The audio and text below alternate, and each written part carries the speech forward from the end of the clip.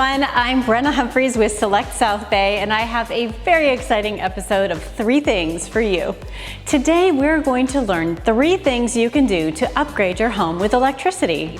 My guest star today is Charles Vargas, owner of B&M Electric. Charles was born and raised here in the South Bay, and he's been in the electrical trade for over 30 years. He's owned B&M Electric for the last 17 years. So, Charles, tell us a little bit about what makes B&M Electric so special. So some of the things that make B&M really special is that we've been in the South Bay for over 50 years. 50 years? Yes, and I've been in the trade for 30 years. We also have an awesome new home department, and we have wired some of the most amazing houses in the South Bay. Like this one. Like this one. It's beautiful. Thank you, thank you. We also have an amazing service department. Our service department can help you out with emergencies, repairs, remodels, panel upgrades, and any type of upgrade that you're thinking of doing. We also have this great software, and this software helps you track your technicians so that you know when they're going to arrive, just like Uber. And we're also Tesla certified, so we can help our clients out with any of their electric vehicle needs. You must be very busy with that service lately. Yes. It's very popular. I can't drive without seeing one.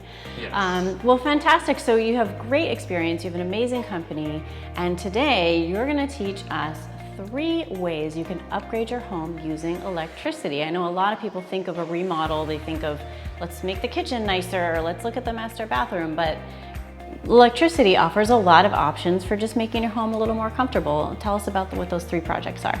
Number 1 is upgrading your recessed lights to LED. Number 2 is installing outdoor patio heaters. And number 3 is installing power for your electric vehicle. Well, upgrading to LED is becoming really popular, mainly because people want to save on their electric bill. So by upgrading your existing recessed lights or your existing lighting to LED, it's going to save you a lot on your electric bill, is number 1. Number 2, the LED lights last a lot longer than your traditional incandescent lights. Okay. Yeah, and then the 3rd reason is that you have color options when it comes to the light output. So you can kind of create your space or your mood, you would say. So if you wanted a nice, mellow, elegant glow, you can go with a warm white. Or if you wanted to create a space where it's nice and bright and create more of a modern feel, you can go with a bright white color. Wow, options. I love it. And I notice here there are 2 sizes now. How do I know which size to choose? Well, that's pretty easy. The most common sizes are your 4-inch and your 6-inch. So if you happen to have existing recessed lights, what you can do is just measure the opening. You're going to want to measure the inside of the opening, and then that will tell you if it's a 4-inch or a 6-inch. Okay, so just straight across. Straight across. Okay. And you don't want to measure the outside of the trim because different trims come in different outer diameters. So you always measure the can that's currently in your ceiling. Now, if you wanted to install new recessed lights, that would just be more of the client's preference if you want a larger trim or a smaller, more modern looking trim. Awesome. And then you mentioned that we are supposed to look at the dimming features. Tell me about dimming options. Yeah, so a lot of people like to dim their lights, but what we have found is if you don't have the proper dimmer, that you could get some flickering on the lights. So you want to make sure that your dimmer is LED compatible. I think I have that in my house. Yes. Okay, so that's important to know then. Yeah, that's the kind of thing that you look out for when you're doing a job. And that's one of the most common calls we get is the homeowner tried to do it themselves, they're done, all of a sudden they get this flickering and they think they did something really wrong, but in most cases it's just the dimmer. Okay, I am super excited about my LED lighting project. And now here we are on the back patio. And you have some ideas for upgrading this space where people are spending a lot of time lately. Yes, our weather in California is great, as you know, but at night it does get a little chilly. So one great improvement for your outdoor patio space is adding electric heaters similar to these two that I have here. I love it. I love it. Tell me a little bit about the options. Yeah, so what's great about the electric heaters is you have multiple options. You can go with surface mounted, have some that hang down, or you can go with recessed ones. Okay. And they also come in a variety of colors as well. Oh, wow. So fashion colors, are we talking decoration here? Yeah, you can get a decorative grill like this one here. Oh, that is nice. Or you can go with the slimline heater, which is very thin and it hides well. Okay, great. And then what's this one here? You have another example. Yeah, this one happens to be our recessed heater. And what we do with that is we create a box in your ceiling. Okay. And that way it recesses up and it sits flush, similar to a recessed light, but it's a heater. Fantastic. Well, so if I've decided I want to do this, then what are some considerations I need to consider?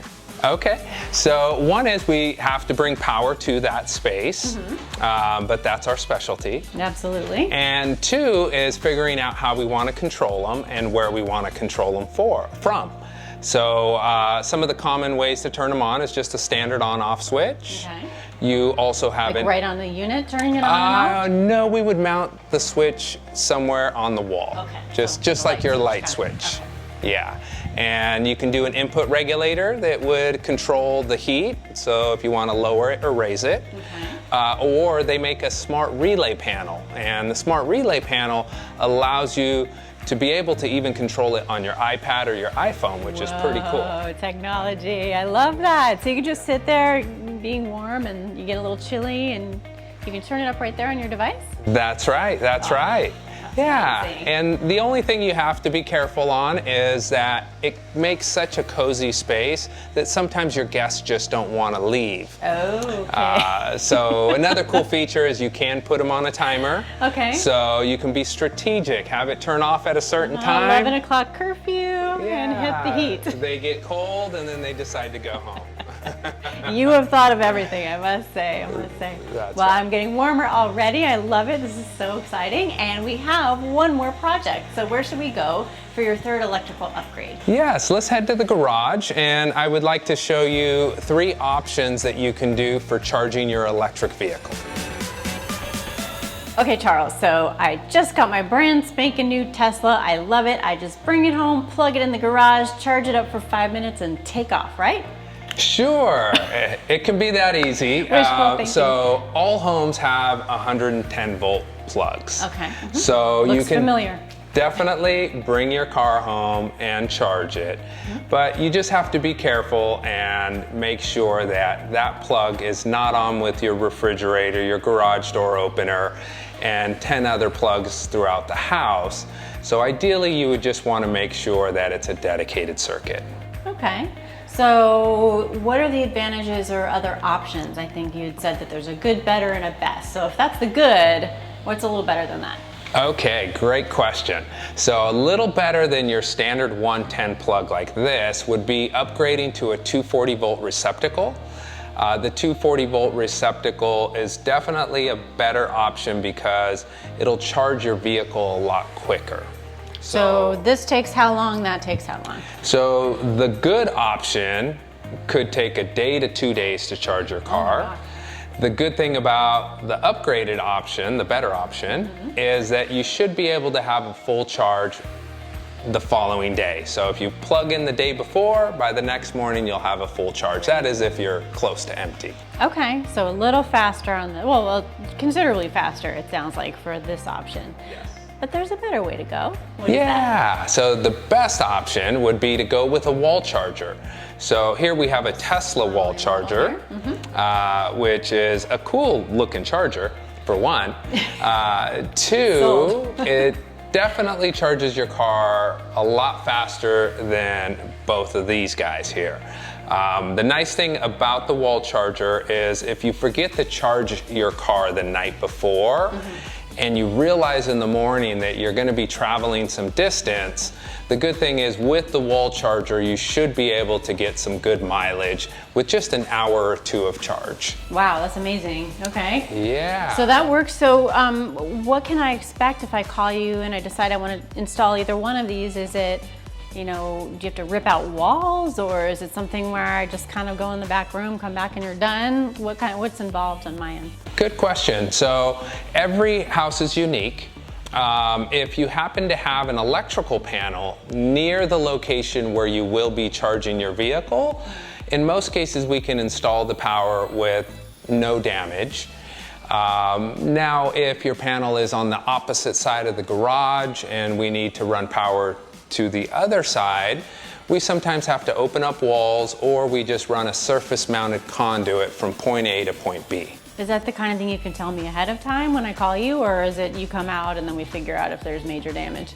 Yeah, so one is we can come out for a consultation, or you can send us photos, text messages, or we can even do a FaceTime, and you can kind of walk me around your house and I can give you a consultation that way. Wow, that's amazing. Is there anything else I would need to know? No, I think that's it. Just knowing that you have three options. You got your good, your better, and your best. And also, as soon as you think about buying a car, give us a call. And it's always nice to have that power there so that when you bring the car home, you don't have any surprises or you run out of juice. That sounds really smart, actually. And I'm curious, does this only work with a Tesla? Or if I have a different kind of electric vehicle, can I still get the fancy fast charger? Yes, I'm so glad you asked. So there are multiple types of wall charger. So even if you have a Tesla, you can use different type of chargers as well. So we don't only install the Tesla chargers. The great thing about B&M Electric is we are Tesla certified. So we can really give our clients good advice on what the best way to charge their vehicle is, or give them advice on how to bring the power from point A to point B. So as a little recap, here are 3 things you can do to upgrade your home with electricity. The first is replace your recessed lights with LEDs. The second is to add heaters to your patio. And the third is to install an electrical vehicle charger. Thanks for joining us, everyone. Remember, don't try these electrical projects on your own. For safety's sake, please give Charles and his team a call. They'll help you out. See you soon.